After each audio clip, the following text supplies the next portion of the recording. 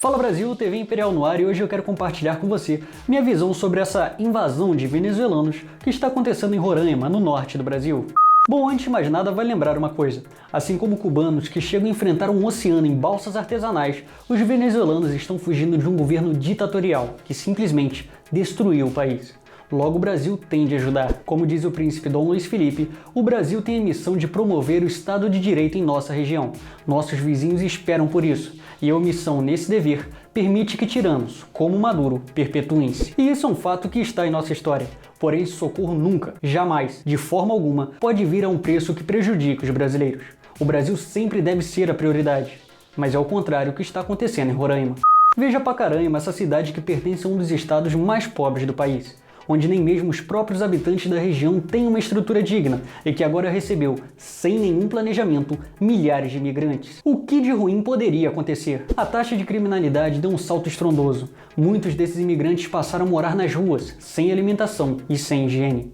Para piorar, outros optaram pela criminalidade, gerando caos, com assaltos, tráfico, invasões de propriedade e agressões contra moradores. Essa situação pode até sustentar-se por um período, afinal é comum que a população espere do governo de Brasília uma medida que acabe com isso. Porém, o mesmo governo nada faz e, para completar, impede que alguém tente fazer algo. Para você ver, o procurador-geral de Roraima, Hernani Batista dos Santos, criticou o governo federal que simplesmente colocou a responsabilidade nas mãos do exército e impediu o governo local de controlar a imigração. Como resultado, a população da cidade, mais cedo ou mais tarde, depois de sofrer tanta pressão com essa situação, obviamente chutaria o pau da barraca e faria algo que as autoridades não fizeram: proteger os cidadãos. E como esse tipo de resposta, por culpa do governo, sempre vem um momento de raiva por já estarem no limite, infelizmente vemos uma cena como que aconteceu no último fim de semana, com a luta campal de brasileiros contra venezuelanos. Para piorar, um setor agora classifica essa autodefesa como xenofobia, mas não poderiam estar mais errados, já que até mesmo índios da região estão pedindo ao governo da República que nossas fronteiras sejam fechadas, para evitar que a violência aumente. Aí eu quero saber, também vão chamar os índios de xenofóbicos? A grande verdade é que esse caos que ocorre em Roraima não é o problema em si, mas sim resultado de algo muito pior. A República Brasileira não representa seu povo, mas sim cospe em nossa soberania e é influenciada por leis de origem externa. Quer mais uma prova disso? Não sei se você sabe, mas o Brasil está em uma crise onde temos mais de 15 milhões de desempregados.